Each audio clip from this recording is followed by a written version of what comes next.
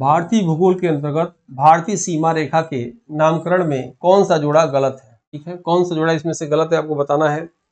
Durand रेखा भारत और अफगानिस्तान के बीच में, मन्नार की खाड़ी भारत और श्रीलंका के बीच में, पाक जलडमरू भारत पाकिस्तान के बीच में, मैकमोहन रेखा भारत और चीन के बीच में। याद रखिएगा, तो भारतीय भूगोल के अंतर्गत भारतीय सीमा रेखा का नामकरण में कौन सा जोड़ा गलत है?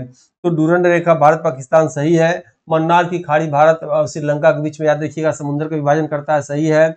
और पाक जलडमरू भारत पाकिस्तान के बीच में नहीं है, याद रखिएगा, पाक जलडमरू भारत और श्रीलंका के बीच में है, याद रखिएगा।